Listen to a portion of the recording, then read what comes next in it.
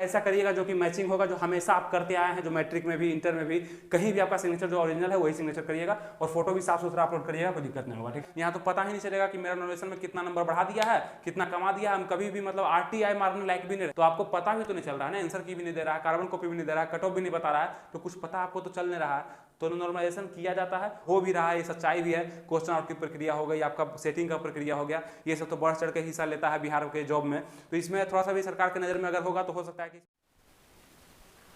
नमस्कार दोस्तों, आनंद study online channel में आप लोग का फिर से एक बार स्वागत है। तो आज के इस वीडियो में हम लोग फिर से जानने वाले हैं बिहार सचिवालय सहायक और BSSC CGL जिसका नाम है, उसके बारे में थोड़ा डिटेल हम लोग जानेंगे और कुछ ऐसा बात को जानेंगे जो हो सकता है आपको अभी तक पता नहीं होगा या किसी ने बताया नहीं होगा और जो आपको जानना बहुत ही जरूरी है। अगर ये छोटा छोटा चीज आप लोग मिस्टेक कर दीजिएगा ना, तो हो सकता है कि आपका जॉब लेने में कहीं ना कहीं परेशानी आएगा और आप उस समय पछताते रह जाएंगे, लेकिन कुछ भी नहीं होगा। ठीक है, तो इस वीडियो को मात्र देखने से आपका बहुत सारा कंफ्यूजन दूर होगा और तैयारी करने में आपको मजा भी आएगा, क्योंकि आपके पास बहुत ज्यादा नॉलेज हो जाएगा। ठीक है, तो चलिए कुछ ऐसे इंपॉर्टेंट पॉइंट्स पे हम चर्चा करने वाले हैं जो कि बिहार सचिवालय सहायक भरने वाले जितने भी छात्र या छात्राएं हैं उनको जानना जरूरी है। ठीक है, BSSC CGL लेवल 3 का हम बात कर रहे हैं और ये फॉर्म जो है 14 अप्रैल से भराना स्टार्ट हो गया है और 17 मई तक इसका लास्ट। वीडियो में हम जो बात करने वाले हैं वो किस चीज पे बात करेंगे, तो सबसे पहले फॉर्म भरने से संबंधित कुछ बात करने वाले हैं कि कहां कहां आपको मिस्टेक नहीं करना और क्या ऐसा चीज है जो कि आयोग आपको नहीं बताया है लेकिन वो आपको करना है, अपने दिमाग में वो रखना है। उसके बाद कौन कौन इस फॉर्म को भर सकता है, कौन कौन एलिजिबल है, क्योंकि बहुत सारे डाउट आपके आते रहते हैं। हमारे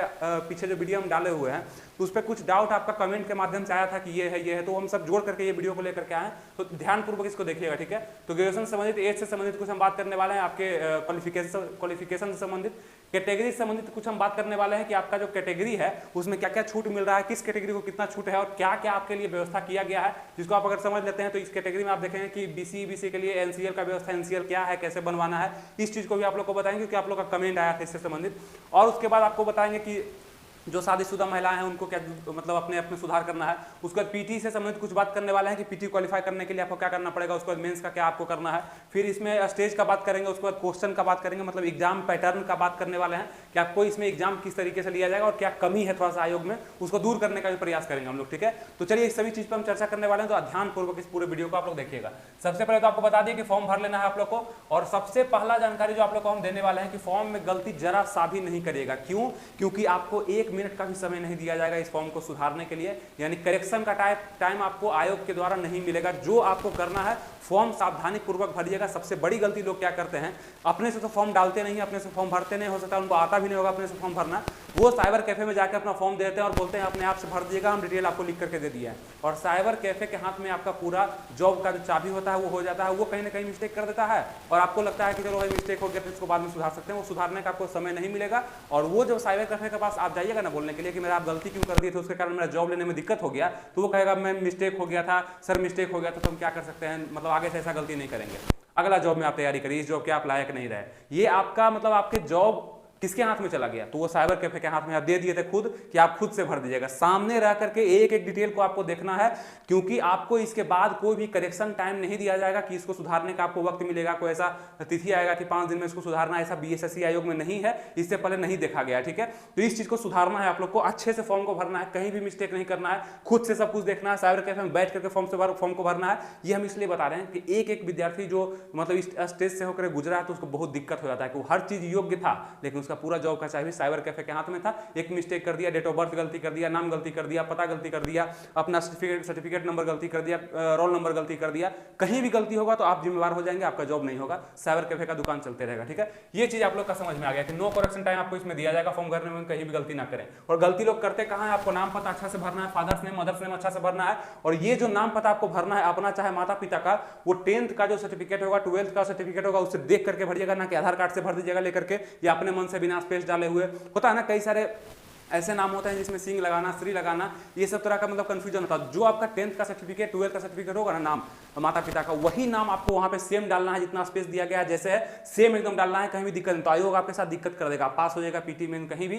फिर भी आपके साथ दिक्कत हो जाएगा तो आप वहां पे अफसोस करिएगा। ठीक है, ये चीज अपने आप सुधार के चलिएगा। क्वालिफिकेशन में आपको क्या मांगा जाएगा, तो सर्टिफिकेट का किसी भी तरह का फोटोकॉपी आपको अपलोड नहीं करना, सर्टिफिकेट का ओरिजिनल भी स्कैन करके अपलोड आपको नहीं करना अभी। ठीक है, वो सब कोई काम नहीं है। मात्र आपसे क्या मांगा जा रहा है फॉर्म भरते टाइम, तो सर्टिफिकेट नंबर मांगा जाएगा, जाएगा, सर्टिफिकेट मार्क्स मांग सकता है या परसेंटेज मांग सकता है, जो भी वहां पे मतलब उसका डिटेल मांगा जाएगा। तो आपको क्या करना है, साइबर कैफे जाना है, तो वहां पे सभी तरह का मतलब आप ग्रेजुएशन लेवल का पोस्ट है तो मैट्रिक से लेकर ग्रेजुएशन तक का जो भी सर्टिफिकेट आपके पास है, ठीक है, ओरिजिनल जो मार्कशीट होगा उसको लेकर के जाइएगा, और जो भी डिटेल साइबर कैफे वाला पूछेगा वो अच्छे से बता करके एक बार देख लीजिएगा कंप्यूटर पे कि वो जो डाला है वो सही डाला है कि नहीं, क्योंकि इसका भुगतान आप ही को करना पड़ता है, ठीक है। तो सर्टिफिकेट नंबर, कोई भी सर्टिफिकेट अपलोड नहीं करना, लेकिन हाँ नंबर वगैरह आप अगर हाथ पर भी लिख के, कागज पर लिख के अच्छे से लेके चल जाते हैं या फोटो लेके चल जाते हैं तो वहां पे भरा जाएगा आपका फॉर्म, और खुद से भी भर सकते हैं। आईडी कार्ड का नंबर मांगा जा सकता है, यानी आपके पास अगर आधार कार्ड होगा, वोटर आईडी कार्ड होगा, पैन कार्ड होगा तो उसका नंबर आपसे मांगा जाएगा, तो वो भी काफी ध्यानपूर्वक भरिएगा, बाद में दिक्कत होगा आपको, ठीक है, अगर नहीं डालते हैं तो। और कैटेगरी भी अच्छे से आप लोग अपना कंफर्म कर लीजिए कि हम जनरल में है, ईडब्ल्यूएस बनवाए हैं कि नहीं बनवाए हैं, ओबीसी में, बीसी में है कि ईबीसी में है, एससी एसटी में किस में है, ये आप लोग को अपने आप से मतलब थोड़ा सतर्क होना पड़ेगा। अगर अभी तक नहीं बनवाए हैं तो जल्द ही बनवा लें, क्योंकि आपको एक बात और बता दें कि ये जो लास्ट डेट दिया गया 17 मई या कभी भी मतलब इसका लास्ट डेट जो दिया जाता है, रूल यही होता है कि अंतिम तिथि के पहले आपका जो है जितना भी मतलब सर्टिफिकेट वगैरह बनाना है, जैसे कि कैटेगरी का बनाना है, वो सब बन के तैयार हो जाना चाहिए, ताकि फिर कभी भी कंफ्यूजन ना रहे और फॉर्म को आप जल्दी से जल्दी फिलअप कर पाएं इस डेट को लेकर के, ठीक है। इसके बाद बनवाइएगा तो दिक्कत हो जाएगा आप लोग को, तो इस डेट से पहले आप लोग को सब चीज बनवाना है, काफी समय है, अच्छे से आप लोग जाकर के 10-15 दिन में सब कुछ हो जाएगा, जितना भी आपको सर्टिफिकेट बनवाना है सब बन जाएगा, ब्लॉक से सब कुछ बनता है, आगे हम देखते हैं उसको, ठीक है। सिग्नेचर फोटो अपलोड लेगा, देखिए सबसे पहले आप लोग को नाम पता ले लिया जाएगा, उसके बाद सिग्नेचर फोटो अपलोड करके पेमेंट करा दिया जाएगा, पेमेंट के बाद आप लोग को क्वालिफिकेशन डिटेल लिया जाएगा, यानी कि certificate number, marks number, percentage number आप लोग से पूछा जा सकता है, ठीक है। तो ये चीज होगा, फॉर्म अपने से ही भर सकते हैं, साइबर कैफे से भी भर सकते हैं जाकर, ठीक है। साइन सिग्नेचर फोटो अपने से लोड करिएगा, और साइन ऐसा करिएगा जो कि मैचिंग होगा, जो हमेशा आप करते आए हैं, जो मैट्रिक में भी, इंटर में भी, कहीं भी आपका सिग्नेचर जो ओरिजिनल है वही सिग्नेचर करिएगा, और फोटो भी साफ सुथरा अपलोड करिएगा, कोई दिक्कत नहीं होगा, ठीक है। पोस्ट प्रेफरेंस भी आपसे इसमें मांगा जाएगा, वो मेंस एग्जाम में मांगा जाएगा, इसके बारे में चर्चा करेंगे आगे चल के। पोस्ट प्रेफरेंस, जैसे कि आप लोगों में कंफ्यूजन है कि पोस्ट प्रेफरेंस कैसे मांगा जाएगा, 6 तरह का इसमें पोस्ट निकला हुआ है, तो कौन सा पोस्ट हमको कब भरना है, तो ये अभी आपको किसी तरह का कोई भी काम नहीं करना है। पीटी के लिए आपको नॉर्मल फॉर्म भराया जा रहा है, मेन का जब आप लोग का फिर से फॉर्म भराएगा ना, फिर से एक बार फॉर्म भराएगा इसका, तब आपसे पोस्ट प्रेफरेंस मांगेगा, किस पोस्ट को आप पहले रखते हैं बाद में रखते हैं, ठीक है। अभी कोई टेंशन नहीं लेना है, पीटी का तैयारी आप लोग को करना, और हम बताएंगे कैसे करना, ठीक है।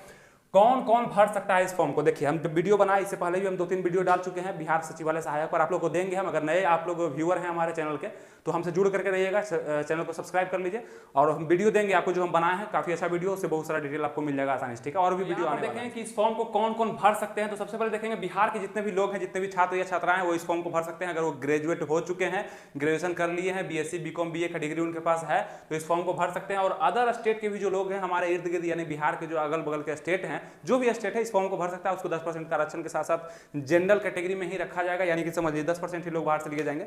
तो सबसे पहले उनको जनरल में ही रखा जाएगा। आप अगर महिला हैं, पुरुष हैं, किसी भी कैटेगरी से हैं, तो आपको जनरल में रखा जाएगा। एक लड़की का हम कमेंट देख रहे थे कि हम एससी एसटी से हैं, तो क्या हम वहां पे जाएंगे तो हमको ये छूट नहीं मिलेगा, तो कोई छूट नहीं मिलेगा। आप जनरल से आइएगा, जनरल महिला बनकर, पुरुष है तो जनरल पुरुष बनकर के आइएगा, ठीक है। कोई छूट आप लोग को नहीं मिलने वाला है, ये चीज होगा। सीट पर 10% का आरक्षण आप लोग को मिलेगा।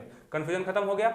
ग्रेजुएशन अगर आपके पास BA BA com BSc BTech है, तो आप इसको सिर्फ पास भी है अगर जो, तो first division, second division, third division, सिर्फ पास है, क्रॉस नहीं लगा हुआ, तो इस फॉर्म को आप लोग डाल सकते हैं। कोई दिक्कत अभी तक नहीं हो रहा होगा। आगे चलते हैं, एज को थोड़ा समझते हैं कि मिनिमम एज इसमें कितना मांगा गया। देखिए कैटेगरी के लिए अलग अलग है, लेकिन सब कैटेगरी के लिए मिनिमम एज जो है 21 दिया गया है, यानी कि 21 साल तक अगर आप हो चुके हैं अभी तक, तो आप इस फॉर्म को भर सकते हैं, ठीक है। लेकिन हाँ, कब तक? 1 अगस्त 2021 तक, मतलब पिछले साल अगस्त के महीने में 1 अगस्त 2021 से इसका काउंट हो रहा है। उससे पहले आपका अगर इतना वर्ष तक आपका अगर 21 हो गया है तो आप इस फॉर्म को भर सकते हैं, अन्यथा अब हुआ है तो आप इस फॉर्म को नहीं भर सकते, ठीक है। 2021 के बाद अगस्त के बाद हुआ है तो नहीं भर पाइएगा, ठीक है। उसके बाद देखेंगे कि मैक्सिमम एज का भी इसमें थोड़ा सा डिटेल दिया गया है। मैक्सिमम एज क्या है, तो बहुत सारे लोग इसमें एजेड जो होते हैं वो भी भरते हैं, तो वो देखेंगे थोड़ा सा। 37 वर्ष तक दिया गया है, जनरल के लिए हम बात कर रहे हैं। तो जनरल ईडब्ल्यूएस के लिए 37 वर्ष तक दिया गया है, लेकिन यहाँ पे देखेंगे कि अलग अलग कैटेगरी के लिए अलग अलग है। जैसे ओबीसी के लिए 3 साल का छूट है, एससी एसटी के लिए 5 साल का छूट है, एक्स सर्विसमैन के लिए भी 5 साल का छूट है। तो वो अपने हिसाब से हम वो वीडियो बनाए हैं, वो वीडियो आप लोग को देते हैं। तो 37 वर्ष का छूट है, इसमें भी एज क्राइटेरिया दिया गया है कि अगर आप 1 अगस्त 2015, ये ध्यान रखिएगा, 1 अगस्त 2015 तक अगर आपका 37 नहीं हुआ था तो आप इस फॉर्म को भर सकते हैं। यानी कि आपको थोड़ा सा छूट यहाँ पे दिया गया है 7 साल का, क्योंकि इतना दिन के बाद ये फॉर्म जो आया है ना, इस कारण से ये क्राइटेरिया रखा गया है कि 2015 तक ही अगर आपका 37 पार नहीं हुआ था तो आप इस फॉर्म को भर सकते हैं, ठीक है। तो थोड़ा सा दिया गया यहाँ पे, अच्छा है।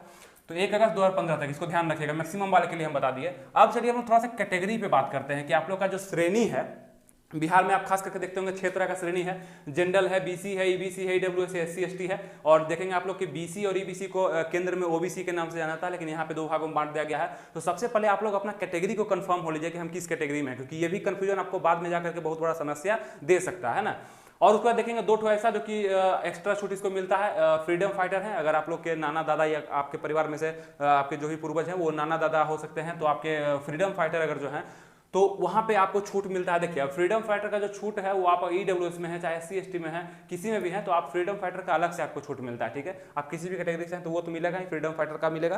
तो ये चीज भी आप लोग कर सकते हैं। तो फ्रीडम फाइटर का बनवाने के लिए आपको क्या करना पड़ेगा, जैसे कि आपके जो ब्लॉक में है वहां पर जाकर के आपको अप्लाई करना पड़ेगा। जैसे कि आपका नाना दादा जो भी होंगे फ्रीडम फाइटर, उनको जो पेंशन मिलता होगा सरकार की तरफ से या पहले कभी मिलता था, तो उसके आधार पर आप वहां पे जमा करिएगा ना कि हम फ्रीडम फाइटर सर्टिफिकेट बनवाना चाहते हैं, तो आपको वो डॉक्यूमेंट देना पड़ेगा और साथ में उनका जो पैन कार्ड लेगा और वो बना आपका सर्टिफिकेट। ठीक है, फ्रीडम फाइटर का बहुत ही जल्द बन जाएगा। अगर आप हैं तो जल्दी जाकर बनवा लीजिए, आपको लाभ मिल जाएगा। और दिव्यांग के लिए भी दिया गया है, अगर आपका दिव्यांगता 40% से ज्यादा है तो आप इस योग्य हैं कि इसका आप छूट ले सकते हैं दिव्यांग होने का। ठीक है, 40% कम से कम डिसेबिलिटी आपके अंदर होना चाहिए, तब जाकर के आपको छूट मिलने वाला है इस कैटेगरी में। ठीक है, तो ये रहा कैटेगरी के बाद। और चलिए अब समझते हैं थोड़ा डिटेल में बीसी और ईबीसी के लिए।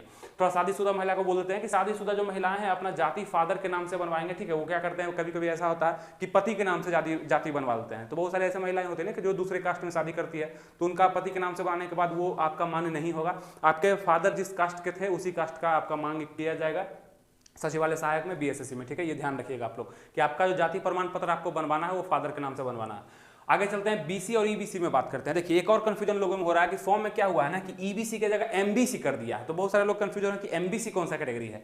ईबीसी को ही आज से 7-8 साल पहले क्या होता था कि एमबीसी के नाम से जाना जाता था, एमबीसी बोला जाता था। आज भी कई फॉर्म में आप देखेंगे कि एमबीसी लिख देता है। तो ईबीसी का ही सेम है, मतलब जो ईबीसी है वही एमबीसी है, बीसी अलग है और एमबीसी या ईबीसी सेम है। ठीक है, तो घबराइएगा मत, जहां पे एमबीसी अगर फॉर्म में मांग रहा है तो वो करके भी आप ईबीसी करके दे सकते हैं, कोई दिक्कत नहीं है, सेम ही है। और हो सकता है कि इसमें करेक्शन भी कर सकता है सरकार, कोई दिक्कत नहीं। अगर नहीं भी करता तो आप समझ नहीं सकते हैं ईबीसी बराबर एमबीसी है। ठीक है, कोई दिक्कत नहीं। इसको क्या है कि एनसीएल सर्टिफिकेट बनवाना पड़ रहा है। एनसीएल क्या हो गया, तो नॉन क्रीमी लेयर का सर्टिफिकेट बनवाना पड़ रहा है उन लोगों को। तो ये चीज भी आप लोग को जरूरी है। लेकिन नॉन क्रीमी लेयर और क्रीमी लेयर में क्या अंतर है कि अगर आपके परिवार का आय, आपके जिस सदस्य में आप हैं, परिवार का जिस सदस्य हैं आप, तो उस परिवार का आय अगर जो आपका पापा का या आपका पर्सनल अगर शादी हो गया आपका, तो फिर पर्सनल आय आपको डालना पड़ेगा। अगर नहीं हुआ तो पापा का आय से अगर काम चलाना चाहते हैं तो आपका अगर आय 8 लाख से अधिक नहीं है घर का, तो आप नॉन क्रीमी लेयर में है, अगर है तो फिर क्रीमी लेयर में है। क्रीमी लेयर में अगर आप हैं तो आपको आरक्षण का लाभ नहीं मिल पाएगा, दिक्कत हो जाएगा। तो आपको एनसीएल बनवाना है। तो एनसीएल इसलिए बनेगा कि नॉन क्रीमी लेयर में है, मेरा परिवार का आय जो है 8 लाख से कम है, तो हम नॉन क्रीमी लेयर में है। और आपको बिहार सरकार का बनाना है, एक भारत सरकार का बनता है, एक बिहार सरकार का। आप जिस सर्टिफिकेट में बनवाइएगा, ब्लॉक से जाकर के बनवाइएगा, तो जो सर्टिफिकेट निकलेगा ना उसमें ऊपर में लिखा होगा बिहार सरकार, या केंद्र के लिए बनाइएगा तो वो भारत सरकार लिखा रहता है, तो वो अलग अलग होता है। आप देख लीजिएगा बिहार सरकार का आपको बनाना है, क्योंकि बिहार का फॉर्म डालने वाले हैं। तो ये दूर हो गया कंफ्यूजन। एनसीएल बनेगा कैसे, तो ब्लॉक से बनेगा। ब्लॉक क्या है कि आपके बगल में जो कोर्ट कचहरी होगा ना, तो वहां पे जाइएगा आप ब्लॉक में। हो सकता है कुछ नए लोग भी इसको देखते होंगे जो पहली बार फॉर्म को डालेंगे, पहली बार एनसीएल वगैरह बनाएंगे, तो उनको कंफ्यूजन होगा। आपके नजदीकी जो ब्लॉक होगा, आपका जो ब्लॉक होगा, वहां पर जाकर के आप कोर्ट कचहरी में जाइएगा तो वहाँ पूछेगा कि एसडीओ साहब कहाँ बैठते हैं, उसी को ब्लॉक बोलते हैं। तो ब्लॉक में जाइएगा ना, तो वहाँ पे जाकर के आप किसी भी वहाँ के उच्च या निम्न अधिकारी से पूछिएगा कि हमको बनवाना है, जाति प्रमाण पत्र बनवाना है, आय प्रमाण पत्र बनवाना है, आवासीय प्रमाण पत्र बनवाना है, इसका हमको थोड़ा सा डिटेल बता दीजिए कैसे इसका प्रोसेस है, तो आपको बता देगा। ठीक है, तो सबसे पहले आपको क्या करना है, एनसीएल अप्लाई करने के लिए सबसे पहले अपना जाति प्रमाण पत्र बनाना है कि आप किस जाति से बिलोंग करते हैं। जनरल है तो कोई दिक्कत नहीं है, ईडब्ल्यूएस है, बीसी है, ईबीसी है, एससी एसटी है, तो आपको सबसे पहले जाति प्रमाण पत्र बनवा लेना है, बन जाएगा। साथ में एक ही दिन अप्लाई कर देना टोटल। ठीक है, आय प्रमाण पत्र बना लेना है कि आपका आय जो है वो कंफर्म करा लेना है कि 8 लाख से कम है, उसका प्रमाण पत्र बना लेना है। उसके बाद आवासीय प्रमाण पत्र कि आप जहां पे हैं वो आपका आवासीय डोमिसाइल जिसको बोलते हैं वो आपको बनवा लेना है कि हम बिहार के निवासी हैं या झारखंड के हैं, कहीं भी हैं, तो आवासीय प्रमाण पत्र। ये 3 चीज बनवाने के बाद आपको फिर से एनसीएल अप्लाई करना है, तब जाकर के आपको एनसीएल का सर्टिफिकेट बन जाएगा। और लास्ट डेट से पहले बना लेना है, क्योंकि भरने का भी समय आपको दिया गया है 17 मई से पहले आप बना लीजिएगा, ज्यादा अच्छा होगा। फिर भर दिएगा फॉर्म को, कोई दिक्कत नहीं होगा, सब चीज बेस्ट हो जाएगा आपके लिए। ठीक है, और ये सब प्रक्रिया में बहुत देर नहीं लगने वाला है, बहुत ही कम समय में हो जाएगा। आप सिर्फ जाइएगा, बता देगा आपको वहाँ पे सब चीज कैसे कैसे होगा। ठीक है, ऑनलाइन भी कर सकते हैं बहुत सारा चीज। तो ये हो गया आप लोग का एनसीएल संबंधित। तो एनसीएल बनवाने के लिए थोड़ा सा भी टेंशन नहीं ले, ब्लॉक जाकर के पता कर ले, आराम से आपका बन जाएगा। ये तीनों चीज बोले हैं, बनवा लीजिए, उसके बाद अप्लाई करिए, एनसीएल बन जाएगा। और जिनका नहीं बन पाएगा उनको आरक्षण का लाभ नहीं मिलेगा। ठीक है, बीसी ईबीसी में। तो ये रहा कंफ्यूजन जो कि आप लोग का कास्ट से रिलेटेड था, वो आपको समझ में आ गया। फ्रीडम फाइटर वाले भी, दिव्यांग वाले भी समझ गए, कोई कंफ्यूजन हमें नहीं लगता कोई होगा। ईडब्ल्यूएस वाले भी सोच रहे होंगे कि मेरा पुराना बना हुआ है, 1 साल 2 साल पहले का बना हुआ है, तो क्या हमें फिर से, तो आपको रिन्यूअल करवा लेना चाहिए, बहुत ज़्यादा समय नहीं लगेगा उसमें, आपको रिन्यू करवाना पड़ेगा, फिर से नहीं बनवाना है ईडब्ल्यूएस को। आप ब्लॉक में जाइए, वहाँ बोलिए कि हमें ईडब्ल्यूएस को रिन्यू करवाना है, मतलब इस साल का करवाना है, 2022 से लेकर 2023 तक जो मान्य हो जाएगा वो करवाना है, तो वो प्रोसेस में आकर के वो भी आपका कर देगा, कोई दिक्कत नहीं होगा, ठीक है। हो सकता है आपका आय प्रमाण पत्र फिर से बनाना पड़े, तो कोई दिक्कत नहीं, वो हो जाएगा, लेकिन करना तो है आपको, इस जॉब को आपको लेना है, आपको फॉर्म भरना है तो करना ही पड़ेगा, ठीक है। और कोई कंफ्यूजन आपको इसमें SC ST के बारे में अगर हम चर्चा कर ले तो इसको किसी भी तरह का एक्स्ट्रा सर्टिफिकेट NCL वगैरह नहीं बनाना है, SC ST है बस इसी का सर्टिफिकेट आप लोग को बनवा के रख लेना है। क्लियर हो गया। आप चलिए हम लोग आगे बढ़ते हैं, आगे बात करना चाहते हैं हम लोग PT एग्जाम क्वालिफाई करने के बाद मेन के लिए आपको रीअप्लाई करना होगा। PT एग्जाम में आपको क्या होगा कि अभी तो फॉर्म भर रहे हैं आप, जितना भी रुपया लगा के फॉर्म भर रहे हैं और इसी ये कास्ट सर्टिफिकेट बना करके सभी डिटेल को अच्छे से भर करके फॉर्म को भर रहे हैं, आप PT एग्जाम क्वालिफाई कर जाइएगा। उसका हो सकता है कि मेंस का एडमिट कार्ड आप लोग के पास आएगा, तो उससे पहले आप लोग को मेंस का भी थोड़ा सा फॉर्म भरना पड़ेगा, मेंस के लिए रीअप्लाई करना पड़ेगा। देखिए होगा क्या, फिर से ये सभी डिटेल आपको नहीं डालना है, सिर्फ वहाँ पे आपका थोड़ा सा मतलब रोल नंबर वगैरह लेकर के, और आपको क्या करेगा ना कि आपका फोटो सिग्नेचर हो सकता है ले, और पेमेंट लेगा, वहाँ पे पेमेंट सिर्फ लेकर के आपका प्रोसेस कर दिया जाएगा और फिर आपको एडमिट कार्ड जारी करके मेंस का एग्जाम लेगा। पेमेंट के लिए कि फिर से आपको पैसा लेगा, कुछ जो भी ले 200 300 400 जो भी रुपया ले आपसे लेकर के फिर मेंस आपको देना पड़ेगा। 2 बार इसमें फॉर्म भरना पड़ेगा आपको, ठीक है, इतना ज्यादा नहीं, बहुत ही कम भरना पड़ेगा सेकंड बार में। तो आपको क्या करना पड़ेगा, PT एग्जाम क्वालिफाई करने के बाद मेंस के लिए भी रीअप्लाई करना पड़ेगा। और आपको बता दें कि PT एग्जाम जो भी देने वाले हैं जितने भी कैंडिडेट, अभी तो क्लियर नहीं हुआ है कितने लोग इस फॉर्म को भरेंगे, क्योंकि फॉर्म भरा ही रहा, तो करीब अंदाजा है कि 10 से 12 लाख के करीब में। यहाँ देखिएगा कि PT एग्जाम कैसे होगा, मतलब कितने लोग को यहाँ पे बुलाया जाएगा मेंस के लिए, तो जितना सीट निकला है, जैसे 2187 सीट निकला है ना, तो इसका 5 गुना कैंडिडेट को जो है PT में क्वालिफाई करके मेंस एग्जाम में बुलाया जा सकता है, ठीक है। जितना निकला है लगभग समझिए कि 11,000 लोग को मेंस देने का मौका मिलेगा वहां पे। फिर उसके बाद मतलब कि आप लोग का आगे का प्रोसेस होगा, डॉक्यूमेंट वेरिफिकेशन होगा, उसके बाद होगा, ठीक है। तो अभी 11,000 लोग को क्या होगा कि PT में क्वालिफाई करके 5 गुना लोगों को मेंस में भेजा जाएगा, लगभग 11,000 लोग यहाँ से जाएंगे। सोचिए फॉर्म गिरेगा 10-12 लाख फॉर्म गिरेगा, और मात्र 11,000 लोग जो मेंस दे पाएंगे नौकरी, तो समझिए मात्र इतना ही को लगेगा, 2187 लोग को नौकरी लगने वाला, ठीक है। तो यहाँ पे ये हो गया, इसको समझिएगा कंपटीशन किस हद तक हार्ड होते जा रहा है और कितने लोग हैं जो मन से तैयारी कर रहे हैं और इस जॉब के लिए मतलब जान जी कर देंगे, तो आपको भी करना पड़ेगा तब जाकर के। सिर्फ डोमिसाइल बनाने से, सिर्फ आधार कार्ड बना लेने से, वोटर ID कार्ड बनाने से, कास्ट सर्टिफिकेट बना लेने से अगर जॉब हो जाता तो सब लोग आसानी से ये करके तैयार रहते, ठीक है। तो ये सब करते हैं, इसमें थोड़ा सा भी आप लोगों को देर नहीं करना, आराम से कर करके इसके लिए तैयारी करना। और ये 5 में आना है सबसे पहले, कि 5 गुना लोग जो मेंस में जा रहे हैं उसमें आपका नाम हो, उसके बाद फिर छट करके 2187 में आपको अगर आना है तो कड़ा मेहनत आप लोग को करना होगा, ठीक है। आगे अगर बात करते हैं तो सबसे पहले इसमें कितने स्टेज में एग्जाम लिया जाता है, कितने स्टेज में आप लोग का सब चीज क्लियर किया जाएगा। तो सबसे पहले आप लोग का PT का एग्जाम होगा, फर्स्ट एग्जाम होगा। इसका सिलेबस आपको हम थोड़ा सा इससे पहले बता चुके हैं, 2 वीडियो है, तो उसका लिंक हम देंगे, सबसे थोड़ा समय दीजिएगा, सबसे आपको समझ में आ जाएगा। आगे भी एक डिटेल सिलेबस वीडियो हम लाएंगे, अभी समय है आपके पास फॉर्म भरने का, अच्छे मन से अच्छे दिल से फॉर्म को भरिए, कहीं भी दिक्कत नहीं होना चाहिए, कहीं फॉल्ट नहीं होना चाहिए, उसके बाद हम देंगे वीडियो आप लोग के लिए, बहुत ही इंपॉर्टेंट होगा, ठीक है। टाइम है, आराम से टेंशन थोड़ा सा भी लेना है। PT एग्जाम फर्स्ट एग्जाम होगा आप लोग के लिए, और 4 तरह का सिलेबस आप लोग को दिया गया, रीजनिंग का है, मैथ का है, GK GS का है ना, तो वहाँ पे देखना है आप लोग को। उसके बाद देखेंगे मेन का आप लोग का एग्जाम होगा, जैसे कि बताया कि फिर से फॉर्म डाल करके आप लोग मेन का एग्जाम होगा। 2 स्टेज हो गया। अब मेन में आपको 2 पेपर, एक हिंदी का लिया जाएगा फर्स्ट शिफ्ट में, सेकंड शिफ्ट में आपका GK GS का लिया जाएगा, जो कि फिर PT में है, सेम है वही है। फिर डॉक्यूमेंट वेरिफिकेशन होगा, यानी कि इस स्टेज में आप लोग का क्या होगा कि मेन में अगर आप क्वालिफाई कर जाते हैं तो मेन में ज़्यादा लोग को नहीं, मतलब सीट का 10% एक्स्ट्रा लोग को बुलाया जाएगा। उसके बाद यहाँ पे आप लोग का डॉक्यूमेंट वेरिफिकेशन किया जाएगा। उसके बाद आप लोग का उतने में से फिर अलग से मेरिट बनाया जाएगा, जिसमें से कई सारे लोग छटेंगे और बाकी 2187 लोग मात्र बचेंगे जो कि मेरिट में आएंगे, उनको जो है ज्वाइनिंग दिया जाएगा। तो यहाँ पे 4 स्टेज हो गया, एक PT का, मेन का, डॉक्यूमेंट वेरिफिकेशन का। और डॉक्यूमेंट वेरिफिकेशन में जानते हैं क्या होगा, आप लोग जितना भी सर्टिफिकेट अभी आप दे रहे हैं, ID कार्ड दे रहे हैं, कैटेगरी दे रहे हैं, तो ये सरकार तो आपसे जांच नहीं करने आ रहा है कि आप सही दे रहे हैं कि नहीं दे रहे हैं। जितना भी आप सिग्नेचर लोड करिएगा, फोटो लोड करिएगा, सर्टिफिकेट नंबर कुछ भी डाल दीजिएगा, तो अभी जांच नहीं करने आ रहा। तो यही जांच आपका यहाँ पे होगा डॉक्यूमेंट वेरिफिकेशन में, कि कागज के साथ वहीं पे अधिकारी बैठे रहेंगे और हर चीज को मिलाएंगे कि क्या सही उसने डाला था कि दूसरा कोई एग्जाम दे दिया, दूसरा किसी का चेहरा है, दूसरा किसी का साइन है, ये सब चीज मिलाया जाता है। इसलिए आप लोग को क्या है कि डॉक्यूमेंट वेरिफिकेशन का स्टेज से हो करके गुजरना पड़ता है। ये चीज समझ में आ गया। फिर आप लोग का मेरिट लिस्ट बनेगा, वहां पे सबसे पहले आप लोग का नाम आएगा। 2187 लोगों में आप लोग का नाम जरूर आएगा, जितने भी लोग इस वीडियो को देख रहे हैं। तो उम्मीद करते हैं बहुत सारे लोग इस कंपटीशन में बहुत ही बढ़ चढ़ के हिस्सा लेंगे और अपने मन से तैयारी करेंगे, अपना 100% इस एग्जाम के लिए देंगे। अगर चाहते होंगे कि हम एक CGL लेवल का जॉब लें, और काफी अच्छा जॉब है, बहुत अच्छे स्तर का जॉब है। उसके बाद अगर हम बात कर लें कि एग्जाम में आप लोग का क्वेश्चन पेपर लाने नहीं दिया जाएगा, देखिए ये भी डाउट लोगों में है कि हमें क्वेश्चन पेपर क्यों नहीं लाने दिया जाता है, आंसर की क्यों नहीं जारी किया जाता है, कुछ भी मतलब स्पष्ट इस एग्जाम के लिए हमको दिखाई नहीं देता है कि हम एग्जाम देकर के आए और उसके बाद क्या हुआ, उसमें कितना नंबर सही हुआ, क्या हुआ, आयोग ने मेरे साथ क्या किया, किसी भी चीज़ का पता हमें नहीं चलता है। तो बिहार का जॉब है, तो बिहार में आप जानते हैं ये सब चीज़ काफ़ी पॉपुलर है, आज से नहीं बहुत पहले से। तो इसमें सुधार धीरे धीरे किया जा रहा है और हमें उम्मीद है कि इस बार इस एग्जाम में थोड़ा सा भी अगर सरकार के नज़र में आ रहा होगा ये सब चीज़ कि बिहार को इस लेवल पर बदनाम किया जा रहा है, और हो भी रहा है, ये सच्चाई भी है। क्वेश्चन आउट की प्रक्रिया हो गई, आपका सेटिंग का प्रक्रिया हो गया, ये सब तो बढ़ चढ़ के हिस्सा लेता है बिहार के जॉब में।